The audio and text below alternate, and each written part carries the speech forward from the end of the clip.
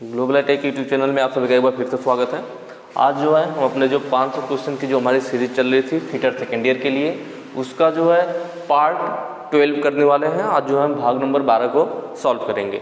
इस चीज़ का PDF कहाँ मिलेगा, तो उसके लिए आपको मालूम होगा कि जो वेबसाइट हमने यहाँ पे दिखा रखी है www.globaliti.org, आपको इस वेबसाइट पे विजिट करना है। आपका फ़ोन में कुछ इस टाइप से स्क्रीन खुल जाएगा, ठीक है।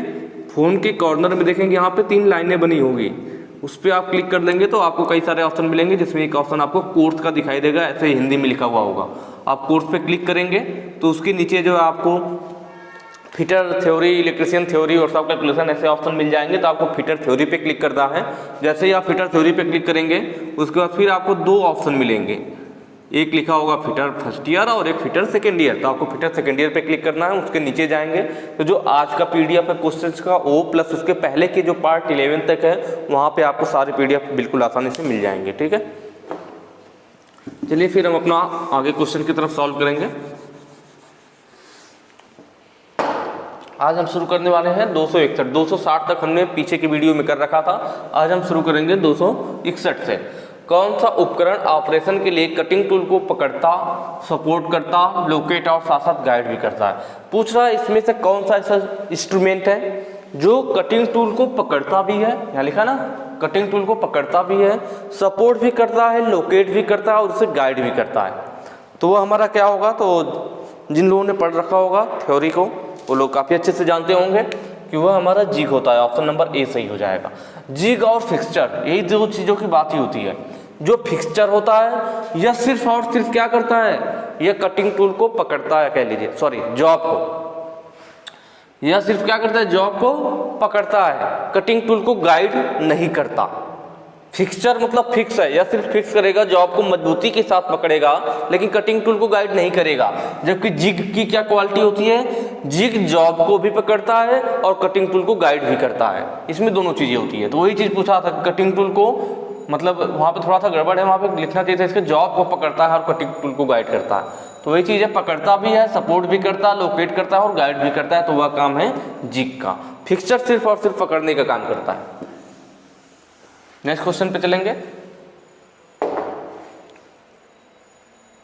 जिग में प्रयुक्त क्लैंप का नाम क्या है, क्या लिख रखा था यहाँ पे, क्लैंप, ठीक है।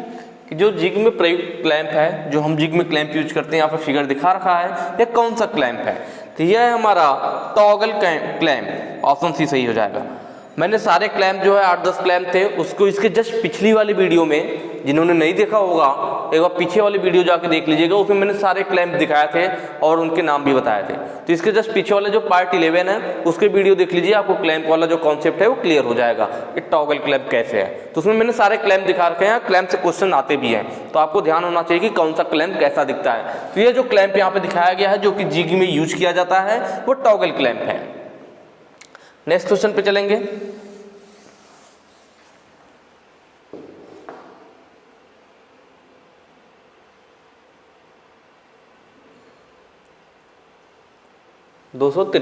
ठीक है।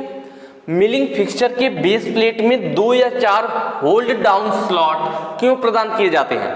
देखिए फिक्सचर की बात कर रहा है।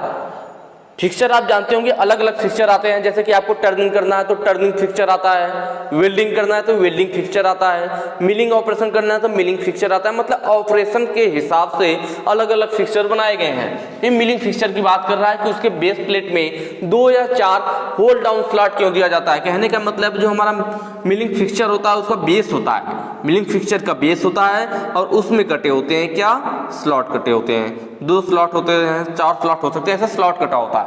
तो ये पूछ रहा है कि जो हमारे मिलिंग फिक्सचर की बेस प्लेट में 2 या 4 होल्ड डाउन मतलब नीचे की तरफ जो स्लॉट कटे हुए हैं, ये क्यों कटे हुए हैं, ठीक है। तो जो मिलिंग फिक्सचर जो हमारा फिक्सचर होता है, फिक्सचर में जनरली हमारे स्लॉट कटे होते हैं जो बेस प्लेट होती है, और उसमें एक टेनन भी लगा होता है। स्लॉट तो कटाई होता है, साथ में ऐसे लंबाई में एक टेनन होता है। क्या होता है, टेनन, जिसको क्या बोलते हैं, टेनन बोलते हैं।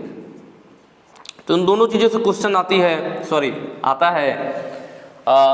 एक तो हो गया होल्ड डाउन स्लॉट। तो ये स्लॉट क्यों बना हुआ है, तो स्लॉट इसलिए बना हुआ है जो हमारा फिक्सचर है, फिक्सचर पे हम जॉब को बांधेंगे और फिर फिक्सचर को मशीन टेबल पे मजबूती के साथ और कठोरता से या दृढ़ता से पकड़ा जा सके उसके लिए क्लैंप बना हुआ है। जो मशीन की टेबल होगी, मिलिंग मशीन होगी, मिलिंग मशीन पर हम मिलिंग फिक्सचर यूज करेंगे।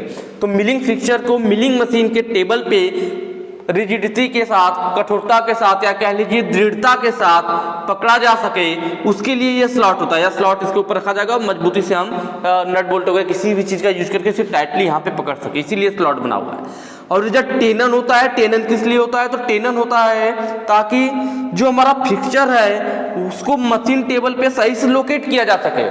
फिक्सचर को मशीन टेबल पे सही से लोकेट करने के लिए, सही जगह पे लगाने के लिए टेनन लगा होता है। तो आप कह सकते हैं जो टेनन होता है वह फिक्सचर को मशीन टेबल पे सही स्थिति में लोकेट करने के लिए यूज किया जाता है, जबकि ये जो स्लॉट होता है यह मशीन टेबल पर फिक्सचर को मजबूती के साथ, कठोरता के साथ या कह लीजिए रिजिडिटी के साथ पकड़ा जा सके उसलिए बना होता है। तो ऑप्शन देखेंगे आप, पहला यहाँ दिखाई देगा कठोर क्लैंपिंग के लिए, या रिजिड कहीं कहीं लिख देता है, रिजिड भी बोलते हैं, या दृढ़ता से क्लैंप करने के लिए, रिजिड या कठोरता से क्लैंपिंग के लिए, मजबूती से पकड़ के लिए ही ये हमारा स्लॉट बना होता है। नेक्स्ट क्वेश्चन पे चलेंगे।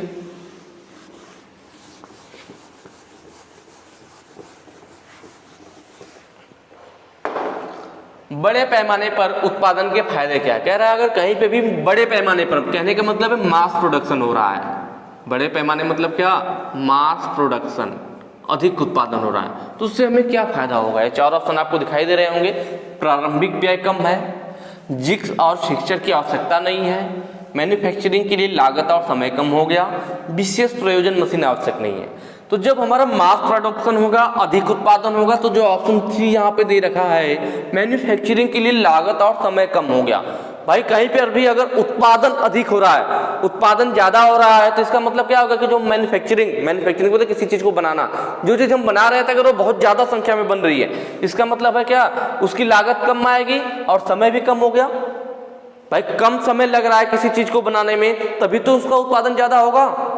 अगर किसी चीज को बनाने में कम समय लगेगा, मान लीजिए 1 घंटे में कोई चीज आप 10 बना रहे हो और कोई प्रोडक्ट आप 1 घंटे में 50 बना देते हो, आपने एक ही घंटे में 50 प्रोडक्शन बनाया, इसका मतलब आपने उत्पादन ज्यादा किया, उत्पादन ज्यादा हुआ तो एक ही घंटे में तो समय कम लगा। तो वही चीज है कि अगर हमारा अधिक उत्पादन हो रहा है तो उससे क्या फायदा होगा? तो उससे फायदा होगा एक तो समय कम हो जाएगा, दूसरी लागत भी। लागत का मतलब है कि जैसे हम कोई भी चीज बनाते हैं तो उसमें सारी चीजें देखी जाती है कि इस पे इसका रॉ मटेरियल कितने का पड़ा, इस पे जो मजदूरी लगी, मजदूरी का मतलब वही हो गया कि वर्कर जो था उस प्रोडक्ट को बनाने में कितना टाइम काम किया, 1 दिन काम किया, 2 दिन काम किया, जितना अधिक दिन, मान लीजिए वो 4 दिन काम किया, और उसका रॉ मटेरियल, तो जब उसका जो प्रोडक्ट तैयार होगा उसको जब बेचने की बारी आएगी, सेल करने की बारी आएगी, तो हम वो चीजें जोड़ते हैं कि इस पे रॉ मटेरियल पे कितना खर्च हुआ, इस पे मजदूरी में कितना खर्च हुआ, उस पे प्लस अपना प्रॉफिट जोड़ेंगे, और उसके बाद उसका जो होता है, जो सेल प्राइस होता है वो रखा जाता है। ठीक है, तो अगर अधिक उत्पादन होगा, कोई चीज कम समय में अधिक तैयार होगी तो उसका मूल्य भी कम होगा। अगर कोई चीज 4 दिन में तैयार होती है तो उसमें 4 दिन का वर्किंग का जो है जोड़ा जाएगा, कोई चीज 1 ही दिन में तैयार होगी तो 1 ही दिन का जोड़ा जाएगा, तो उसकी लागत क्या हो जाएगी? कम हो जाएगी। तो इसका मतलब अगर हमारा अधिक उत्पादन होगा तो मैन्युफैक्चरिंग के लिए लागत और समय दोनों कम हो जाएगा। और हम कोशिश भी यही करते हैं कि कोई भी चीज में लागत कम आए, समय कम लगे, तब उसे थोड़ा सस्ता बेचेंगे। अगर सस्ती बेचेगी तभी तो लोग खरीदेंगे। कोई भी प्रोडक्ट है, 2 प्रोडक्ट एक ही जैसा है और कोई खरीदेगा कब? जब आपका चीजें सस्ता हो, क्वालिटी वही हो लेकिन सस्ती हो। कहने का मतलब है यही डस्टर है, मान लीजिए या फिर मार्कर ही है कि यह मार्कर जो है मैं खरीद रहा हूँ 1 महीने चल रहा है, कोई कंपनी सेम ऐसा ही मार्कर बनाती है, वो भी 1 महीने चलता है, लेकिन वह उसका मूल्य इससे ज्यादा है, तो आप उसको क्यों खरीदोगे? जो सस्ता होगा, क्वालिटी वही दे रहा है, तो आप सस्ते वाले खरीदोगे ना। तो इसीलिए ऐसा करते हैं कि लागत मूल्य कम आए, जिससे कि हमारा प्रोडक्ट मार्केट में बिक सके। नेक्स्ट क्वेश्चन पे चलेंगे। अगला कह रहा है कि इस जिग का नाम क्या? देखिए यहाँ साइड में एक जिग दिखा रखा है और इसका नाम हमसे पूछ रहा है। ठीक है, इस जिग को 2-3 नाम से हम जानते हैं। एक तो जो ऑप्शन में आपको दे रखा है बॉक्स जिग, देखने में भी बॉक्स जैसा दिख रहा है, ऐसे बना हुआ है, बंद हो जाएगा, बॉक्स के जैसा दिख रहा है, तो ये बॉक्स जिग हो गया। इसको 2 और नामों से जानते हैं, टंबल जिग, टंबल जिग, या फिर एक और नाम है इसका क्लोज्ड जिग, तो ये कोई भी नाम हो सकता है, आपको तीनों नाम ध्यान में होना चाहिए। तो जैसे फिगर दे दिया कि यह कौन सा जिग है, तो आपको पता होना चाहिए कि बॉक्स जिग हो सकता है या टंबल जिग या क्लोज जिग, तीनों एक ही नाम है। तो यहाँ पे आपको बॉक्स जिग ऑप्शन में दिख गया तो आप इसको सही टिक कर लोगे, ठीक है। नेक्स्ट क्वेश्चन पे चलेंगे। इस स्नेहन की विधि क्या है? यहाँ पे एक फिगर दिखा रखा है और पूछ रहा है कि ये जो लुब्रिकेटिंग का मेथड है या कौन सा मेथड है। तो ये जो लुब्रिकेटिंग का मेथड है हमारा, ये 3 विधि होती है, स्नेहन की 3 विधियां होती हैं। यहाँ पे आपको दिख रहा होगा एक फोर्स फीड होती है जिसे हम प्रेशर या फोर्स फीड के नाम से जानते हैं, ठीक है। प्रेशर या फोर्स फीड लुब्रिकेशन होता है। एक विधि होती है ग्रेविटी फीड मेथड, एक होती है स्प्लैश फीड मेथड। या लाइन फीड कोई नहीं है, ये मेन 3 हमारे होते हैं। कौन कौन सी? पहला ये हो गया प्रेशर और फोर्स फीड लुब्रिकेटिंग मेथड, दूसरा हो गया ग्रेविटी फीड और तीसरा हो गया स्प्लैश फीड। फोर्स फीड में क्या होता है, इसमें जो होता है, जो हम लुब्रिकेशन करते हैं वो प्रेशर के द्वारा, वो जो लुब्रिकेटिंग मटेरियल होगा कैसे बाहर निकलेगा, तो जब हम प्रेशर देंगे तो प्रेशर के द्वारा वो बाहर आएगा और लुब्रिकेटिंग का काम करेगा। जैसे आपने देखा होगा जो जेसीबी वगैरह होती है उसमें ग्रीस गन के द्वारा उसमें ग्रीस वगैरह दी जाती है, तो जो ग्रीस गन होता है उससे हम दबाते हैं, प्रेशर देते हैं तो वो ग्रीस उससे बाहर निकलती है और वहां पे जाकर लुब्रिकेटिंग का काम करती है। या फिर आपने एक देखा होगा ऑयल कैन आता है, आप ऐसे ऐसे दबाते हो और तेल बाहर निकलता है, हाथ के पास में ऐसे दबाने के लिए दिया होता है, आप उसको प्रेस करते हो और तेल बाहर निकलता है। जब उसको प्रेस करते हो तो नीचे से सक्शन करता है, खींचता है प्रेशर के द्वारा। हमने प्रेशर दिया, दबाव पड़ा तो वो पंप उसको खींच करके तेल को बाहर फेंक दिया, तो अभी किस में आ जाएगा, प्रेशर या फोर्स फीड में आ जाएगा, ठीक है।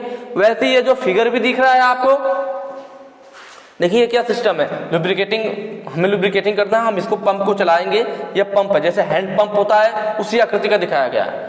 तो इस पंप को जो हम चलाएंगे तो जो क्या देंगे, प्रेशर देंगे, फोर्स लगाएंगे या प्रेशर देंगे तो ये तेल को खींच करके जहां जहां पहुंचाना है वहां पहुंचा देगा। जैसे आप हैंडपंप चलाते हो तो नीचे से पानी को खींचता है, बाहर आपको दे देता है, तो वही सिस्टम है। आप इसको चलाओगे तो ये तेल को खींचेगा, जहां जरूरत होगी वहां लुब्रिकेटिंग कर देगा। तो ये वही हो गया फोर्स या प्रेशर फीड, यह भी उसके अंतर्गत आ जाएगा। तो इसको हम कहते हैं भी है कि फोर्स फीड या फिर प्रेशर फीड लुब्रिकेटिंग मेथड, ठीक है। तो यह कौन सा ऑप्शन हो जाएगा, ऑप्शन ए वाला ही सही हो जाएगा।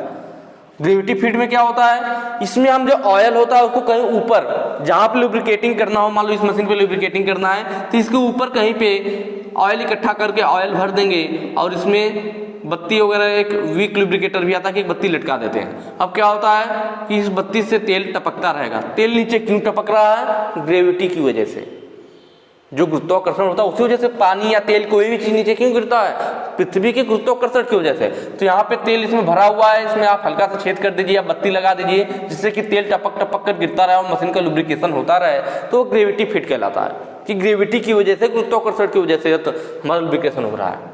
तीसरा जो था स्प्लैश फीड, इसमें स्प्लैश का मतलब होता है छिटक कर। इसमें क्या होता है कि मान लीजिए हमारा सॉफ्ट है और साफ्ट हमारी घूम रही होगी, बेरिंग वगैरह लगी होंगी और नीचे हम क्या करते हैं, ऑयल भरा होता है, इसमें यहाँ पे ऑयल भरा है। अब इस साफ्ट में लुब्रिकेशन, इसके लिए क्या करते हैं, इस पे साफ्ट पे हम एक रिंग लगा देते हैं ऐसे, इसको रिंग स्प्लैश मेथड बोलते हैं कि रिंग के द्वारा हो रहा है। जब यह साफ्ट घूमेगी तो इसके साथ यह रिंग टकरा करके घूमेगी और रिंग कहाँ डूबी हुई है, तेल में डूबी हुई है। जब रिंग यहाँ टकराएगी तो यह तेल छिटक छिटक करके साफ्ट पे जाएगा, लुब्रिकेशन होता रहेगा।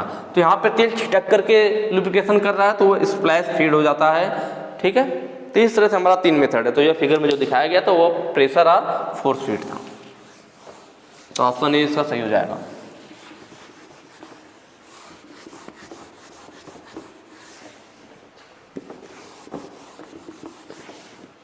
अगला क्वेश्चन कह रहा है रिन्यूएबल बुशेस के लिए कठोर छेद प्रदान करने के लिए किस बुश का उपयोग किया जाता है। जिग वगैरह में हमने बुश वगैरह यूज करते हैं ताकि जो हमारी ड्रिल प्लेट होती है, जो जिग प्लेट होती है, मान लीजिए ये जिग प्लेट है, इसमें हम डायरेक्ट अगर होल बना दें और फिर कटिंग टूल अगर इसमें से हो करके जाए भाई जो हमारी जिग प्लेट होगी, मान लीजिए ड्रिलिंग जिग है, तो ड्रिल करने के लिए वो जिग यूज करेंगे। तो आपको मालूम है इसके नीचे हमारा क्या जॉब बंधा होगा, और जब इसमें से हमारा, क्योंकि ये जॉब को पकड़ता भी है और कटिंग टूल को गाइड भी करता है, तो जब ड्रिल बीट इसमें से जाएगी तो इससे टकराएगी ड्रिल प्लेट से, तो हो सकता है इसका होल का साइज बढ़ जाए। अगर होल का साइज बड़ा हो जाएगा तो हमें पूरा जिग बदलना पड़ जाएगा। तो हमें पूरा जिग ना बदलना पड़े, उसके लिए क्या करते हैं, इस होल में हम क्या लगाते हैं, बुश लगाते हैं। मान लीजिए प्लेट में होल हो गया, होल हो रखा है, अब यहाँ पे लगाएंगे एक बुश। अब इसमें से जब हमारा ड्रिल वगैरह अंदर जाएगा तो मान लीजिए यह कट के बड़ा भी होता है, तो सिर्फ हमें एक छोटा सा बुश इस आकृति का ऐसे होता है, सिर्फ हमें इस बुश को बदलना पड़ेगा, पूरी प्लेट नहीं बदलनी पड़ेगी और आसानी से हमारा काम हो जाएगा। तो वही पूछ रहा था कि रिन्यूएबल बुश को कठोर क्षेत्र प्रदान करने के लिए किस बुश का उपयोग किया जाता है। देखिए जो हमारा बुश है वो अभी दो टाइप का होता है, स्लिप और फिक्स्ड। रिन्यूएबल बुश की बात मैं कर रहा हूँ, रिन्यूएबल मतलब क्या, जिसे बदला जा सके। तो स्लिप और फिक्स होता है। स्लिप कब यूज करते हैं, जब एक ही स्थान पर एक से अधिक प्रोसेस करना हो। जैसे मान लीजिए कोई हमारा जॉब है, इसमें पहले यहाँ पे हमें ड्रिल करना है, ड्रिल के बाद रिमिंग प्रोसेस करनी है, फिर यहीं पे थ्रेडिंग वाला प्रोसेस भी करना है। तो एक से अधिक प्रोसेस जब एक ही स्थान पर हो जाए तो हम स्लिप बुश यूज करते हैं, क्योंकि हम इसे आसानी से बदल सकते हैं। फिक्स्ड बुश भी बदला जाता है, क्योंकि ये भी रिन्यूएबल के अंतर्गत है तो बदला जाएगा, पर उतना आसानी से नहीं। तो फिक्स्ड बुश कब यूज करते हैं, जब एक स्थान पर एक ही प्रक्रिया करनी है, जैसे सिर्फ इसमें यहाँ पे सिर्फ ड्रिल करना है और कोई ऑपरेशन नहीं करना है, तब फिक्स्ड बुश। ठीक है, इस बुश को भी हम बार बार इसमें लगाते हैं और प्लेट में निकालते हैं। बार बार लगाने निकालने से प्लेट का जो यह साइज है यह बड़ा ना हो, तो इसलिए क्या करते हैं, जो हमारी जिग प्लेट होती है, पहले इसमें हम होल करेंगे। अब इस होल के अंदर हम लगाते हैं लाइनर बुश। क्या लगाते हैं, लाइनर बुश। पहले प्लेट में होल हमने कर लिया, लाइनर बुश भी इसी तरह से गोलाई में बना होता है। अब इसमें हम क्या लगा दिया, हमने लाइनर बुश लगा दिया। अब लाइनर बुश के अंदर हमें जो भी लगाना हो, स्लिप बुश, फिक्स्ड बुश, जो भी लगाना है, अब इसके अंदर लगाया जाएगा। यहाँ पे लग गया, ठीक है, ताकि अगर मान लीजिए मैं स्लिप बुश या कुछ भी लगाता हूँ, उसे बदलना है, जब मैं बुश को बार बार निकालूंगा लगाऊंगा तो लाइनर घिसेगा, प्लेट नहीं घिसेगी, ताकि उसके बाद भी लाइनर भी छोटा सा पार्ट है, ताकि उसे आसानी से अगर कुछ दिक्कत होती है तो बदला जा सके। तो यह लाइनर क्या करता है, जो हमें बुश लगा रहे हैं, इसमें रिन्यूएबल बुश जो लगा रहे हैं, उसके लिए यह लाइनर एक कठोर हार्ड होल प्रदान कर रहा है। हार्डेंड होल कह सकते हैं, एक कठोर होल, एक हार्डेंड होल प्रदान कर रहा है, जिससे कि बुश को बार बार निकालने लगाने से छेद का आकृति न बढ़े। तो वो कौन काम कर रहा है, लाइनर बुश। यहाँ पे जिस लीनियर बुश लिख रखा है, ऑप्शन डी सही होगा, लाइनर या लीनियर बुश लिख रखा है। ठीक है, तो रिन्यूएबल बुश के लिए क्या लगाते हैं हम, लाइनर बुश। मतलब पहले प्लेट होगी हमारी जी प्लेट, उसमें होल होगा, उस होल में लगाएंगे, इस टाइप से बना होगा हमारा का लीनियर बुश या लाइनर बुश बना होगा, उसको लगाएंगे, इसके अंदर फिर हम अपना रिन्यूएबल बुश लगाते हैं। तो उसने क्या किया, इस रिन्यूएबल बुश को, यह जो लाइनर था, इसको एक कठोर होल प्राप्त किया ताकि वो जल्दी घिसे ना। तो वही चीज यहाँ पे पूछ रखा था कि कठोर क्षेत्र प्रदान करने के लिए किसका यूज करते हैं, लीनियर बुश का यूज करते हैं। नेक्स्ट क्वेश्चन पे चलेंगे।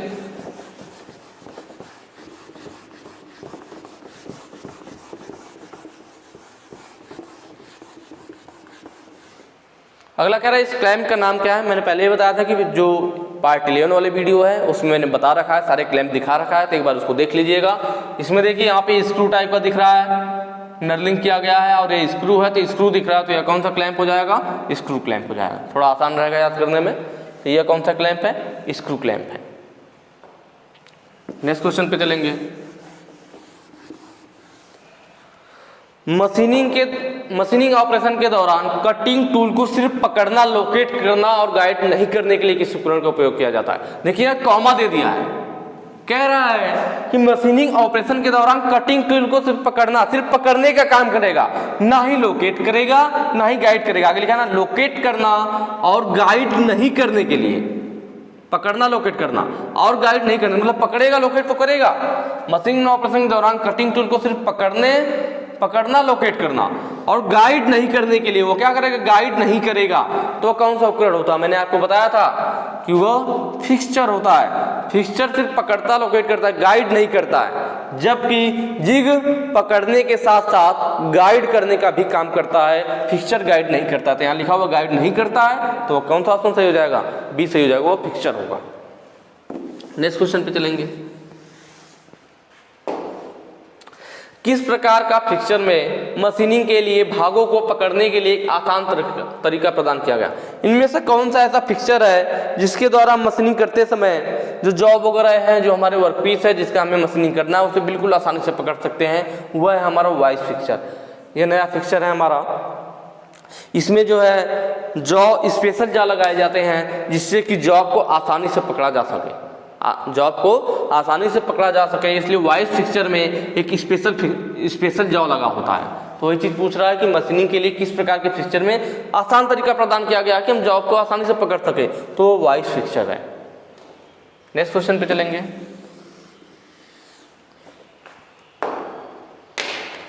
जिग में कौन सा पार्ट घटक के गलत लोडिंग को रोकता है?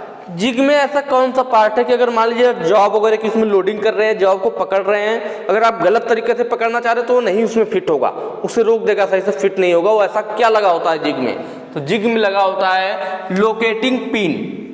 क्या लगा होता है? ऑप्शन सी आपका सही होगा, लोकेटिंग पिन। जिग में हमारी लोकेटिंग पिन लगी होती है जो कि जॉब को सही जगह पर लोकेट होने में मदद करती है। ठीक है, जॉब को सही जगह पर लोडिंग होने के लिए, सही जगह पर रखने के लिए ये लोकेटिंग पिन ही होती है जो उसकी मदद करती है। अगर आप जॉब को सही जगह से नहीं लगाएंगे तो लोकेटिंग पिन क्या करेगी? इससे हमें पता चल जाएगा कि हमारा जॉब सही लोडिंग नहीं हो रहा है, हमारा जॉब सही से जिग में फिक्स नहीं हो रहा है। ठीक है, तो कौन रोकता है? लोकेटिंग पिन रोकती है। नेक्स्ट क्वेश्चन पे चलेंगे। अगला कह रहा है इस जिग का प्रकार क्या है? यह जो जिग दिखाएगी, तो ये आपको जिग दिख रहा होगा, यह प्लेट टाइप की लगी है और इसमें कटे हुए हैं ऐसे ऐसे जगह जगह पे खांचे। क्या कटे हुए हैं? खांचे कटा हुआ है, स्लॉट कटा हुआ है, और यह यहाँ पे हैंडल टाइप का लगा हुआ है। इस हैंडल यहाँ खांचे में फंस जाता है, फिर जॉब पर हम मशीनिंग करते हैं। फिर जब जॉब को घुमाना होता है तो हम इस हैंडल को पीछे की तरफ खींचते हैं, या स्लॉट से बाहर निकल जाती है। उसके बाद फिर इस प्लेट को, जो यहाँ पे प्लेट लगी हुई जिस पर स्लॉट कटा हुआ, प्लेट को घुमा के फिर नेक्स्ट वाले खांचे में फंसा देते हैं, रुक जाती है। कहने का मतलब है ऐसा कोई आपको सिस्टम दिखे जिसमें प्लेट पे इस तरह से खांचे कटे हो और खांचों में फंसा करके उसे रोका जा रहा हो और खांचों को घुमा करके फिर किसी और जगह सेट कर सकते हैं, तो हमेशा इंडेक्सिंग होगा। क्या होगा? इंडेक्सिंग। यहाँ पे दिया हुआ इंडेक्सिंग जिग। इंडेक्सिंग फिक्सचर भी होता है, इंडेक्सिंग जिग भी होता है, दोनों होते हैं। कैसे पहचानोगे?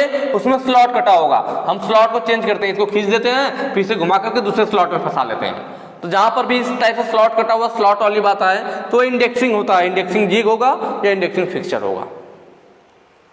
नेक्स्ट क्वेश्चन पे चलेंगे।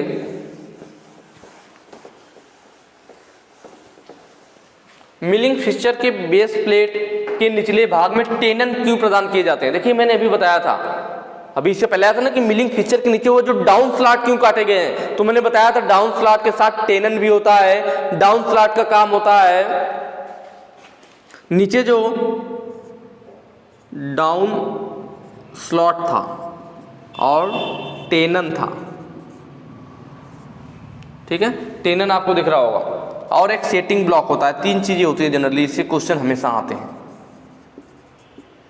डाउन स्लॉट क्यों था? डाउन स्लॉट इसलिए था ताकि फिक्सचर को मशीन टेबल के साथ रिजिडिटी,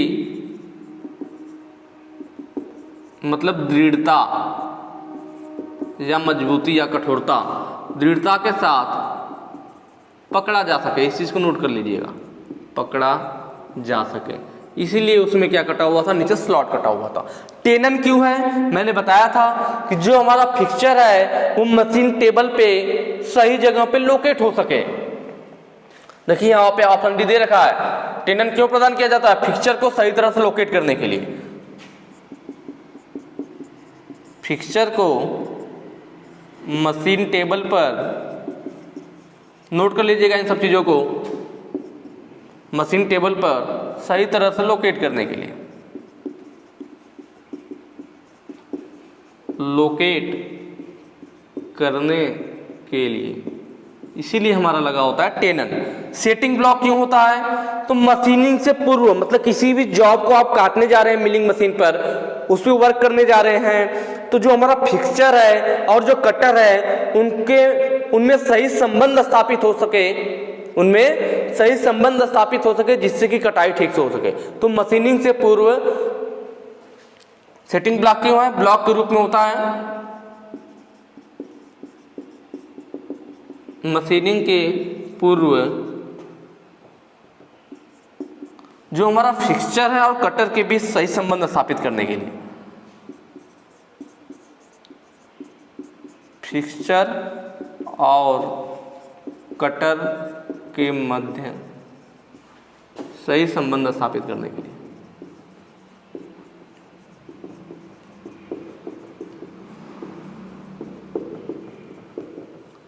ठीक है, जिससे कि क्या होगा, हमारा जो जॉब होगा फिक्सचर पे पकड़ा गया होगा, तब उसकी सही से कटाई हो पाएगी। तो इसीलिए सेटिंग ब्लॉक यूज करते हैं। तो ये तीनों चीजें नोट कर लीजिएगा, इससे क्वेश्चन आते रहते हैं ताकि आप आसानी से सही कर सको।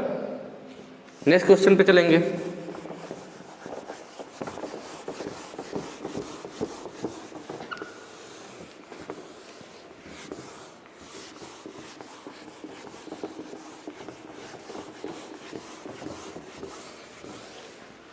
ठीक है, अगला कह रहा है ड्रिल जिग में ड्रिल बुशेस का उद्देश्य क्या है? कि जो ड्रिल जिग होती है हमारी, ड्रिल जिग में ड्रिल बुश क्यों लगाया जाता है? तो मैंने बताया था कटिंग टूल को गाइड करने और लोकेट करना। भाई ड्रिल जिग की प्लेट हो गई, इसमें होल किया गया होता है और इसमें क्या लगाते हैं? लाइनर बुश लगाते हैं। लाइनर बुश क्या करता है? जो उसमें ड्रिल बुश लगाया जाएगा उसको कठोर होल प्रदान करेगा। तो जिग प्लेट में होल बना हुआ, उसमें हम पहले लगाएंगे लाइनर बुश। अब उसके अंदर जो भी हमें फिक्स्ड रिन्यूएबल बुश, रिन्यूएबल जो भी बुश लगाना हो उसके अंदर लगाया जाएगा। अब हम यहाँ पे लगाएंगे ड्रिल बुश इसके अंदर। अब ये लग गया हमारा क्या? Drill Bush. तो ये ड्रिल बुश क्या करता है? इसी में से तो हमारा कटिंग टूल गाइड होकर के अंदर जाता है सही जगह पे। ठीक है, तो वही है, कटिंग टूल को गाइड करने और लोकेट करने के लिए हम क्या यूज करते हैं? Drill Bush. नेक्स्ट क्वेश्चन पे चलेंगे। इस फिक्सचर का नाम क्या है? आप देख रहे होंगे या प्लेट जैसी दिख रही है, इसमें देखिए स्लॉट कटे हुए हैं, इधर स्लॉट कटा हुआ, इधर स्लॉट कटा हुआ, इस तरह से सिस्टम दिखा रहा है। पूछ रहा है कौन सा फिक्सचर है? मैंने आपको बताया था जिनमें स्लॉट, देखिए स्लॉट कटा होता है, इसको घुमाते हैं, इसे खींच करके फिर स्लॉट में फंसा देते हैं जगह जगह जहाँ रोकना हो प्लेट को। मैंने आपको पहले ही बताया था कि जब भी स्लॉट कटा हुआ प्लेट आए जिसे हम घुमा करके कहीं पर भी उस स्लॉट की मदद से उसमें फंसा करके रोक सकते हैं, तो हमेशा इंडेक्सिंग होता है। तो इसके पहले इंडेक्सिंग जिग हमने देखा था और यह क्या? इंडेक्सिंग फिक्सचर है। ऑप्शन डी हमारा सही हो जाएगा। नेक्स्ट क्वेश्चन पे चलेंगे।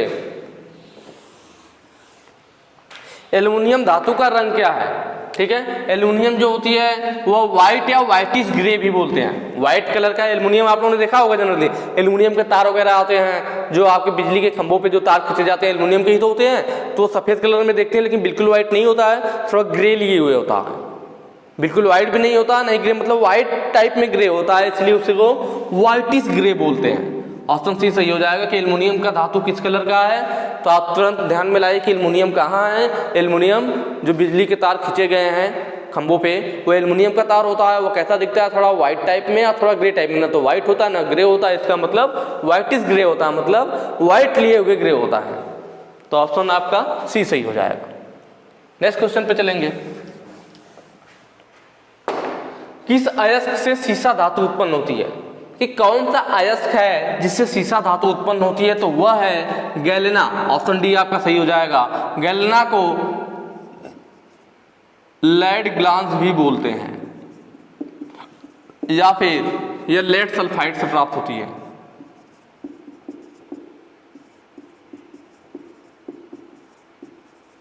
ठीक है, जनरली ज्यादातर नाम यही फेमस है गैलेना। तो सीसा जो होता है अयस्क से सीसा धातु उत्पन्न होती है। तो कौन सा अयस्क है? तो गैलेना है। ठीक है, और पायराइट और मेल्केलाइट ये दूध रेखा है। यह जो पायराइट और मेल्केलाइट है इससे प्राप्त होते हैं इन दोनों से कॉपर। क्या मिलता है इन दोनों से? हमें कॉपर मिलता है।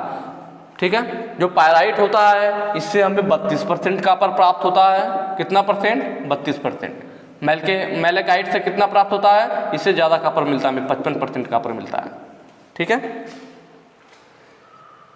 और बॉक्साइट है, बॉक्साइट से हमें क्या मिलता है, तो बॉक्साइट से मिलता है एल्यूमिनियम। सबको नोट कर लीजिएगा ताकि इस क्वेश्चन से एक ही क्वेश्चन नहीं, आपको देखिए यहाँ पे 4-5 क्वेश्चन तैयार हो गए। ठीक है, तो अयस्क क्या होता है, तो देखिए जैसे अयस्क का मतलब है जो अशुद्ध रूप में होता है, अशुद्ध लोहा। वैसे ही यह क्या है हमारा अलौह धातु है, तो अशुद्ध अलौह धातु। कहने के मतलब जैसे आप कहीं पे खुदाई करेंगे, ऐसा तो नहीं कि एल्युमिनियम का या कॉपर का पेड़ होता है कि कॉपर का पेड़ आपने लगा दिया और आप गए वहां से 2 किलो तार तोड़ के लेके चले आए, या एल्युमिनियम है, एल्युमिनियम का पेड़ आपने लगा रखा है। और ऐसा भी नहीं है कि आप कहीं पे खुदाई करेंगे, जैसे पेट्रोल वगैरह निकलता है कि आप खुदाई किया और वहां से आपको क्या एल्युमिनियम निकलने लगा, अरे यार यहाँ से एल्युमिनियम निकल गया और आप लेके चल दिए। या फिर कहीं खुदाई कर रहे हैं तो अरे तो कॉपर मिल गया हमें, आप कॉपर उठाया लेके चल दे के यहाँ पे कॉपर मिल गया। जब खुदाई की जाती है तो वहां पे बड़े बड़े टुकड़ों के रूप में, चट्टानों के रूप में मिलता है, और वह क्या होता है एल्युमिनियम या कॉपर नहीं होता, वह होता है पायराइट या मैल्काइट या बॉक्साइट या गैलेना। मतलब जब हम खुदाई करते हैं तो खुदाई के दौरान हमें जो प्राप्त होता है बॉक्साइट मिलता है या गैलेना मिलता है, पायराइट या मैल्काइट मिलता है। ठीक है, ये चीज प्राप्त होती है, उसी को अयस्क बोलते हैं। अब इसको जब शुद्ध किया जाता है तो उसमें से हमें कॉपर मिलता है कि अगर मान लीजिए खुदाई के समय आपको पायराइट मिला है, तो जब आप उसे शुद्ध करेंगे, उस अयस्क को शुद्ध करेंगे तो आपको पायराइट मिलेगा या फिर एल्युमिनियम मिलेगा। तो वही होता है हमारा शुद्ध करने का मतलब। ठीक है, तो अयस्क क्या है, अयस्क हो गए हमारे, और इससे क्या मिलेगा वो मैंने आपको बता दिया। इन सब चीजों को आप नोट कर लीजिएगा। नेक्स्ट चलेंगे,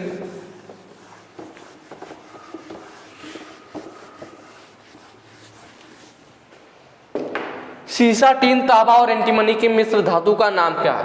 कि अगर कोई चीज, भाई कई सारी चीजें मिली हुई, कि अगर सीसा, टीन, तांबा, एंटीमनी सब चीजें मिली हुई हैं तो वह क्या होगा।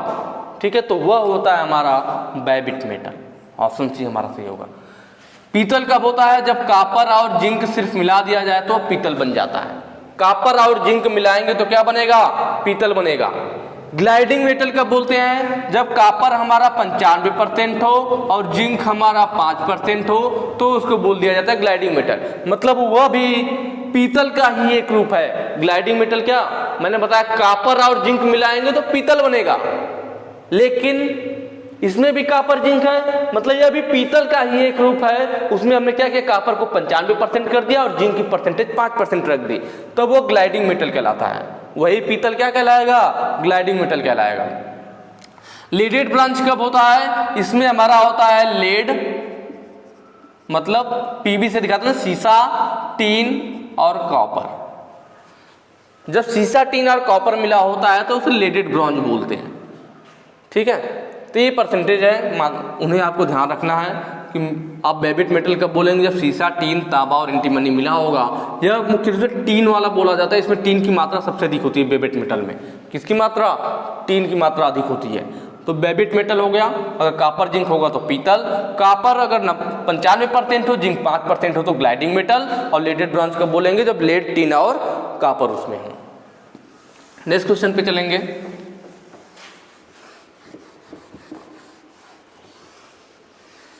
देखिए एक क्वेश्चन से आपके 4-4, 5-5 क्वेश्चन तैयार हो रहे हैं, इसीलिए मैं इस टाइप से बताता हूं, ताकि कहने को तो आपकी 500 क्वेश्चन की सीरीज होगी पर उससे आपके हजारों क्वेश्चन तैयार हो जाएंगे, तो आपका क्वेश्चन कहीं भी बाहर नहीं जाएगा। मुंज जो यहाँ पे लिखा हुआ दरअसल मुंज मेटल होना चाहिए था, मुंज मेटल बोलते हैं, इंग्लिश में ऐसे लिखा होता है मुंज मेटल, इसीलिए इसको बिल्कुल हिंदी में कर दिया गया, मुंज मेटल लिख दिया है। मुंज मेटल होता है कि मुंज मेटल में कॉपर और जिंक का अनुपात क्या है। तो देखिए मैंने अभी आपको बताया, कॉपर प्लस जिंक जब ये दोनों मिलते हैं तो बनता है पीतल। पीतल मतलब ब्रास। कॉपर और जिंक जब ये दोनों मिलते हैं तो बनता है पीतल। पीतल का मतलब ब्रास। इनकी परसेंटेज के आधार पर अलग अलग ब्रास का नाम दिया गया है। कॉपर और जिंक के मिलाने के उनकी परसेंटेज के आधार पर जो परसेंटेज हम कम ज्यादा करेंगे उस हिसाब से अलग अलग टाइप के पीतल बनते हैं। जैसे 63 संबंधी 37 अगर किसी पीतल में बना हुआ है तो अगर कॉपर हमारा 63% हो और जिंक हमारा 37% हो, अगर इस अनुपात में मिलाया गया है तो वह जो पीतल बनता है उसको बेसिक ब्रास के नाम से जानते हैं। किस नाम से? Basic brass. और अगर हमारा कॉपर 60% हो, जिंक 40% हो, तो जो पीतल बनता है उसको हम जानते हैं मुंज मेटल के नाम से। मतलब ये एक प्रकार का पीतल ही है। जैसे मैंने ग्लाइडिंग मेटल बताया था, वो भी तो पीतल ही था, या गिल्डिंग मेटल बोल देते हैं। 57 से 43 के अनुपात में कोई नहीं बनाया जाता है, ठीक है। 70-30 है, जब हम कॉपर को 70% और जिंक को 30% मिलाते हैं तो वह जो मेटल बनता है, ठीक है, वह होता है कार्टिज ब्रास। कौन सा ब्रास होता है? Cartridge brass. तो इस तरह से परसेंटेज के हिसाब से अलग अलग नाम दिया गया है। सब पीतल ही हैं, तीनों पीतल है, तीनों क्या है? पीतल है, क्योंकि सब में कॉपर जिंक है। Copper zinc, copper zinc, copper zinc. जब भी कॉपर और जिंक मिलते हैं तो पीतल बनते हैं, पर इनके परसेंटेज के हिसाब से इनका नाम अलग रख दिया गया है कि अगर कॉपर और जिंक की मात्रा 63-37 हो तो बेसिक ब्रास बोला जाएगा, 60-40 हो तो मुंज मेटल, 70-30 हो तो कार्टिज ब्रास, ठीक है। तो यहाँ पे पूछा था मुंज मेटल में कॉपर और जिंक का क्या अनुपात होगा, तो ऑप्शन बी हमारा सही हो जाएगा, 60-40, ठीक। नेक्स्ट क्वेश्चन पे चलेंगे।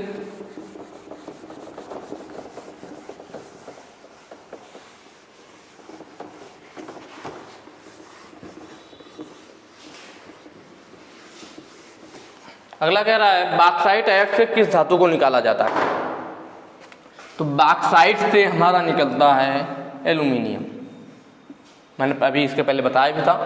तो यहाँ पे बॉक्साइट अयस्क से कौन सा धातु प्राप्त होगा? तो एल्यूमिनियम प्राप्त होगा। बाकी इसका पीडीएफ कहाँ से मिलेगा? तो मैंने आपको बताया, जो वेबसाइट बिल्कुल नीचे दे रखी है www.globaliti.org, वहाँ पे जाइए, आपको पीडीएफ मिल जाएगा। और टेलीग्राम पे हमें जरूर ज्वाइन कीजिए। टेलीग्राम चैनल का नाम है हमारा ग्लोबल ITI। आप टेलीग्राम में सर्च कर लेना, या फिर आपको डिस्क्रिप्शन में लिंक भी मिल जाएगा नीचे, वहाँ से जाके आप टेलीग्राम पे ज्वाइन कर सकते हो। वहाँ पे जो छोटी मोटी न्यूज़ वगैरह आती है, कुछ भी इंफॉर्मेशन होता है, तो वहाँ पर भी हम शेयर करते रहते हैं, ठीक है। और एक और हमारा चैनल है ITI यूथ के नाम से, इसको भी आप सर्च करके वहाँ पर ज्वाइन कर सकते हैं। बाकी आगे के क्वेश्चन जो है मैं नेक्स्ट वीडियो में करवाऊँगा। Thank you.